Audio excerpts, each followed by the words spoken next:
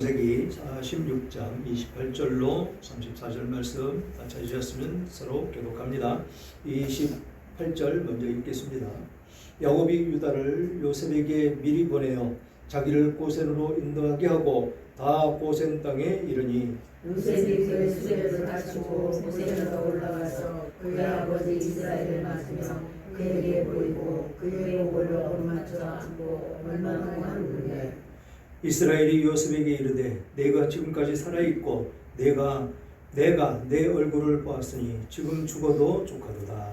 요셉이 그의 형들과 아버지의 가족에게 이르되 내가 올라가서 바로에게 하여 이르기를 가나안 땅에 있던 내 형들과 내 아버지의 가족이 내게로 왔는데 그들은 목자들이라 목축하는 사람들이므로 그들의 양과 소와 모든 소유를 이끌고 왔나이다 하리니 바로가 당신들을 불러서 너희 집이 무엇이냐 묻거든 다같이요 당신들은 이르기를 주의 종들은 어렸을 때부터 지금까지 목축하는 자들이온데 우리와 우리 손조가 다 그러하니이다. 여기서 애굽 사람들은 다 목축을 가증히 여기나니 당신들이 고센 땅에 살게 되리이다. 아멘. 아멘. 애굽에 도착한 이스라엘이라는 제목으로 은혜를 나누기를 원합니다. 어떻습니까? 야곱의 인생을 살펴봤을 때 어떤 모습이었는지요? 예수 믿는 사람들의 모든 삶이 그와 같을 것이다 라는 것이죠. 그 인생 가운데 정착하지 못하고 원하지 않는 곳에서 사는 모습을 보았습니다. 형을 속이고 어머니의 고향에 가서 살게 되고 고향에 돌아왔지만 다시 또 기근으로 인해서 그 고향을 떠나서 다시 타국에 살게 되는 그 인생을 보게 되는 것이지요. 이렇듯이 우리는 그 타국에서 살든 고향을 버리고 살든 어디에서 살든 그런 것이 중요한 것이 아니고 하나님과 함께 하시느냐의 거기에 우리의 인생이 달려있다는 것을 우리는 항상 명심해야 된다는 것이죠. 이 야곱이 가서 사는 곳곳마다 하나님이 함께 하셨음을 우리는 알 수가 있습니다. 하나님이 그 외삼집에서 살면서 그 일을 하는 그 과정 가운데도 하나님이 임재하셨고 하나님께서 그의 삶을 돌보셨음을 볼 수가 있다는 것이지요. 그리고 다시 돌아와서 삶을 살아가는 그 과정 가운데에 다시 시련이 찾아왔었습니다. 어떤 시련입니까? 돌아오는 과정에 한 족속을 멸절시키는 그런 일도 있었고 또 어떻습니까? 가장 사랑했던 요셉을 잃는 그런 일도 그에게 있었다라는 것이지요. 힘겨운 인생을 살면서 하나님의 은혜로 그래도 이 야곱은 대가족을 이루며 사는데 또다시 고난이 찾아와서 고향을 떠나야만 했다라는 것입니다. 예수님을 믿는 성도의 삶 속에도 이런 모습이 항상 있다라는 것입니다. 모태신앙은 이미 믿음의 길을 가는 그들이지만 첫 신앙으로 믿음의 길을 가는 성도가 이와 같은 삶을 살게 되는 것이다 라는 것입니다. 야곱과 같이 이리저리 헤매다가 복음으로 구원을 받고 온 가족이 구원에 이르기까지 기도하며 무릎으로 사는 그런 삶, 참 귀하다라는 것이지요. 그것이 지금 이곳에 있는 저를 비롯해서 모태신앙은 없기에 모두가 실감하는 통감하는 그런 지금까지 지나온 일들이었을 것입니다. 하나님의 사랑은 야곱에게 주신 것처럼 때에 따라서 부족함이 없게 하심을 체험하고 경험을 했을 것입니다. 앞으로도 기근이 찾아올 때가 있고 고난을 당하기도 하지만 주님을 그때마다 우리에게 피할 길을 주시는 분이 하나님이심을 믿고 감사하며 그분 안에 있는 우리들의 모습이 되어야 될 것입니다. 야곱이 고센 땅에서 큰 민족을 이루듯이 삶의 터전을 제공받고 가문을 일으키는 은혜를 누리게 될 것이다 라는 것이지요.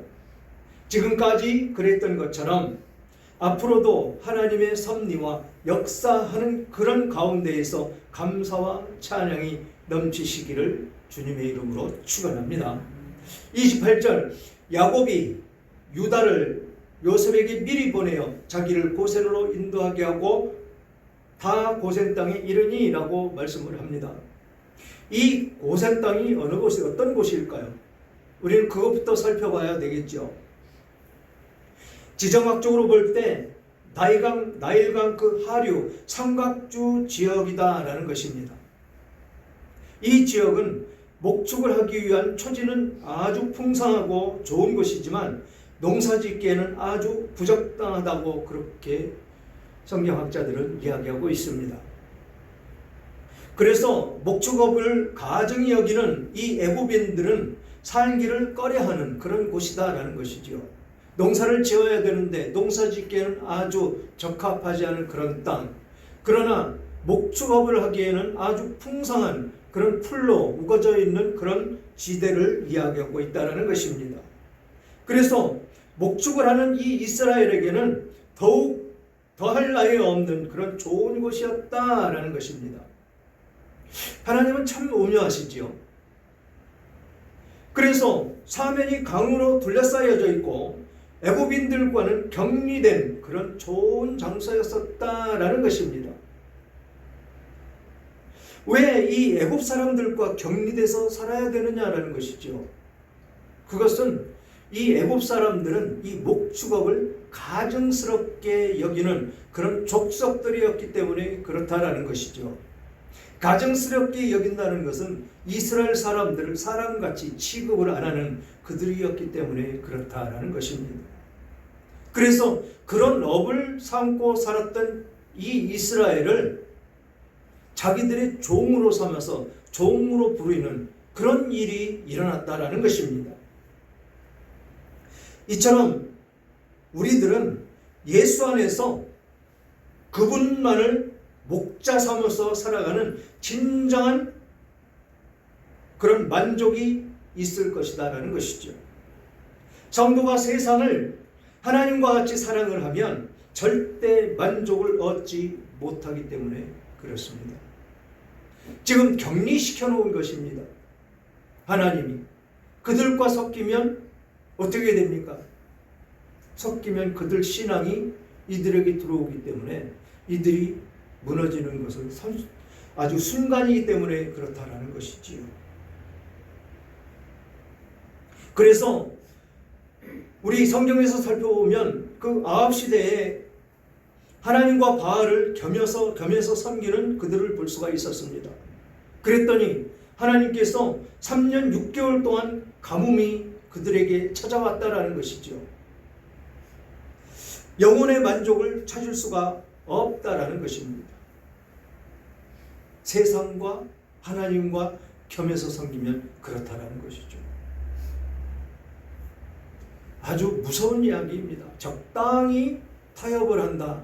그것이 있을 수가 없는 것을 말씀을 하고 있는 것입니다. 오직 하나님 안에, 하나님 주시는 은혜 안에, 그 안에서만 살아야 된다는 것이죠. 3년 6개월 한번 생각을 해보십시오. 우리나라 가운데에도 한 계절만, 한 철만 비가 안 와도 아마 우리나라 난리가 날 것입니다. 그런데 지금 이 이스라엘에 3년 6개월 동안 가뭄이 있었다. 사람이 죽어갈 수밖에 없는 그런 상황에 처해지는 그런 환경이다라는 것이죠. 그래서 이 고센과 같이 세상 죄악과 격리된 상태에서 하나님만을 경외해야 함을 말씀하고 있는 것입니다. 애굽 사람들이 목축을 가증히 여긴다는 것은 이스라엘은 애굽 사람이 좋아하는 것과 반대로 산다는 그런 뜻이기도 합니다. 그래서 그들은 섞일 수가 없다라는 것이죠. 그래야 우리들은 세상 사람들과 같이 좋아한다는 것이 달라야 된다는 것입니다. 세상은 물질을 좋아하고 명예와 높은 지위를 좋아하지만 우리들은 하나님만으로 만족을 하며 살아야 된다는 것입니다. 하나님만으로 만족할 수 있는 그런 삶이 되어야 된다는 것입니다. 굳센 믿음이 없이는 그런 하나님만을 의지하며 살 수가 없고 적당히 세상과 짝하며 세상에 발을 얹어놓고 그렇게 살아가는 것이 지금 현대의 예수 믿는 사람들의 삶의 모습이다라는 것입니다. 하지만 하나님은 이 적당이라는 것을 절대로 용납하시지 않은 분이십니다. 한쪽 발은 적당히 세상에 얹어놓고 한쪽 발은 적당히 교회에 얹어놓고 이것도 아니고 저것도 아니고 그런 삶이 있어서는 안 된다는 것입니다. 차든지 뜨겁든지 그렇게 살으라고 말씀을 하고 있는 것입니다. 29절 요셉이 그의 수레를 갖추고 고센으로 올라가서 그의 아버지 이스라엘을 맞으며 그에게 보이고 그의 목을 어긋맞춰 안고 얼마 동안 울매라고 이야기를 합니다. 얼마나 그리웠겠습니까? 죽은 줄만 알았던 아들을 만났습니다. 얼마나 기쁨의 감격이 그에게 있었겠습니까? 정말 자식 너무도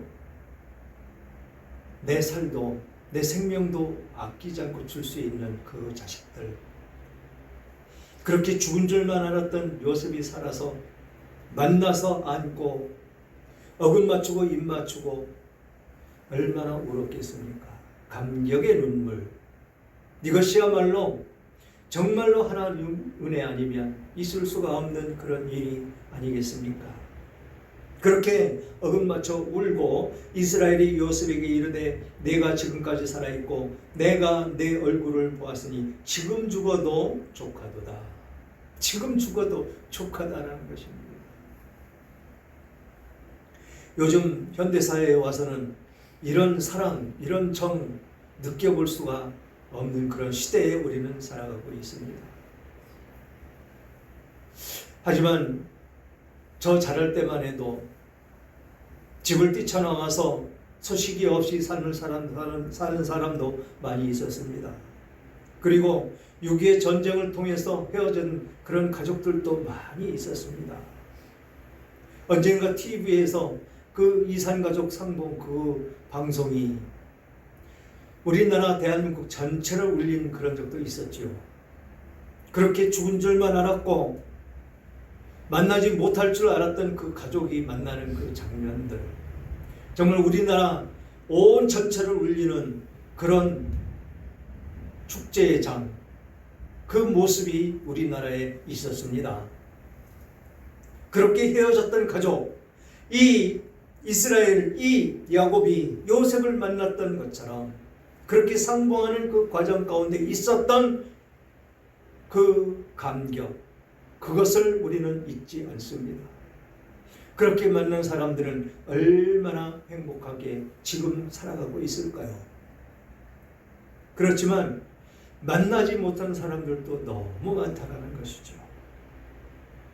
같이 손 붙잡고 피난길에 올랐던 그 형제들, 부모들 찾지 못하고 그렇게 지금도 그리워하며 삶을 살아갈 그들을 한번 연상해 보면 이 나라가 왜 그렇게 헤어져서 그리워하며 살아야 되느냐라는 것을 생각해 보지 않을 수가 없는 것입니다. 이달은 호국 보훈의 달이죠. 그리고 25일이면 6.25 전쟁 그 일어났던 그 날을 기리는 날입니다. 그것이 있었기에 이 나라는 그렇게 아픔과 고통 속에서 살아가게 되는 것입니다. 그것이 왜 일어났느냐라는 것이죠. 그것이 왜 일어났느냐. 그것도 같은 동족끼리 왜 그렇게 총칼을 앞세워 서로 죽이고 죽는 그런 일들이 일어났어야 됐느냐라는 것입니다. 그런 비극적인 일들이 왜 일어났어야 됐느냐라는 것입니다.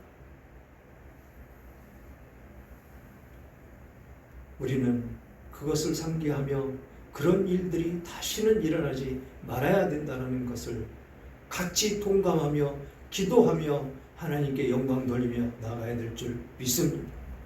이렇게 이 야곱이 요셉에게 이야기할 때 지금까지 내가 살아있었느냐, 지금까지 내가 살아있었느냐, 내가 내 얼굴을 보았으니 이제 죽어도 원한이 없다라고, 이제 죽어도 족하도다라고 고백하는 이 모습 가운데 6.25로 인해서 헤어졌던 우리 민족의 그 헤어짐, 그 아픔을 연상해 보지 않을 수가 없는 것이다 라는 것입니다. 그래서 31절 보니까 요셉이 그의 형들과 아버지의 가족에게 이르되 내가 올라가서 바로에게 아뢰어 이르기를 가나안 땅에 있던 내 형제들과 내 아버지의 가족들이 내게로 왔는데 그들은 목자들이라 목축하는 사람들이므로 그들이 양과 소와 모든 소유를 이끌고 왔나이다 하리니라고 이야기를 합니다. 지금 바로가 요셉에게 준 사명이 무엇입니까? 나는 왕좌에 앉아있을 뿐이고 모든 정세는 네가 맡아서 해라라고 이 요셉에게 이름을 시켜준 그 상황에 있는데도 지금 애굽에 있는 자기 부모와 형제들이 왔는데 그것을 가서 허락을 받겠다라고 이야기를 합니다. 결제가 있어야 된다는 것이죠. 이것을 우리들의 삶을 되돌려서 생각을 해보면 좋겠습니다. 무슨 일을 하든지 무슨 계획을 하든지 그냥 내 생각대로 무엇을 진행하며 하는 것이 아니고 하나님께 먼저 고해야 된다는 것입니다. 하나님, 제가 이런 계획을 지금 생각하고 있습니다. 하나님, 진행을 해도 될까요? 모든 권한을 이양받은 이 요셉도 지금 바로에게 그것을 허락을 받겠다라고 한 것은 바로 거기에 목적이 있는 것입니다. 우리들을 향한 그 말씀, 하나님께 구하고 하나님께 응답을 받는 그런 모습에서부터 우리는 시작을 해야 된다는 것이지요. 진정으로 하나님의 백성이면 하나님께 묻는 것이 지당한 일이다라는 것입니다. 그렇게 하나님께 기도하며 하나님께 그렇게 여쭈며 나아갈 때 우리들은 그것이 그냥 헛된 일이 아니고 하나님 은혜 가운데 우리가 잘 성숙하고 잘 이겨나가고 이 세상 가운데 풍족하게 살 수 있는 그런 진리의 길이다라는 것입니다. 그렇게 허락을 맡을 것이다 라고 이야기를 하고 33절에 바로가 당신들을 불러서 너희의 직업이 무엇이냐 묻거든 당신들은 이르되 주의 종들은 어렸을 때부터 지금까지 목축하는 자들이온데 우리와 우리 선조가 다 그러하니이다 하소서. 애굽 사람은 다 목축을 가증히 여기나니 당신들이 고센 땅에 살게 되리이다. 아멘. 여기에 목적이 있다는 것입니다. 가증히 여기기 때문에 우리가 갈 수 있는 곳이 있다는 것입니다. 앞에 서두에서 말씀드렸듯이 이 고센이라고 하는 이 땅이 바로 하나님이 예배해 놓으신 그런 땅이었었더라라는 것입니다. 지금 우리가 이 마을에 와서 참 박해를 많이 받고 있습니다. 정부로부터 툭하면 조사 나오고 툭하면 단속 나오고.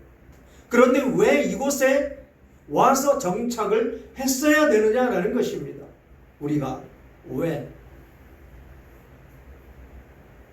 그것이 하나님께서 예배해 놓으신 고센 땅이 아니겠느냐라는 것입니다. 그렇기에 우리는 더 기도하며 나아가야 될 것이고 더 기도하며 하나님의 뜻을 받들어 살아야 될 것이다 라는 것입니다. 정말로 우리가 지금 이 땅 가운데 삶을 살아갈 때 세상 사람들과 섞이지 않고 세상 사람들의 그 삶을 따라가지 않고 살아갈 수 있는 것 오직 하나님의 은혜만이 우리들에게 있다라는 것입니다. 지금 여기 이 고센 땅이 이 애굽 사람들과 섞이지 않을 정도의 그런 땅으로 아주 목축하기에는 아주 소중한 그런 땅, 풍족한 땅, 그런 땅이지만 이 애굽 사람들에게는 그냥 불노지일 뿐이다라는 것입니다. 이런 곳을 하나님은 예비를 해놓으시더라라는 것이죠. 그래서 지금 이곳 가운데에도 지금 하나님이 예비하셨으므로 하나님의 은혜 가운데 하나님이 풍성함으로 베풀어 주시고 그 지금 받고 있는 그런 핍박과 멸시, 그것은 하나님의 은혜 가운데 사라질 것이다 라는 것입니다. 그것이 하나님의 뜻이고 하나님의 은혜가 우리 가운데 내려지는 것이다 라는 것입니다. 사랑하는 여러분, 하나님께서는 아버지를 끌어안고 우는 요셉과 그 형제들을 보면서 그 마음이 어떠셨겠습니까? 아주 흡족하셨을 것입니다.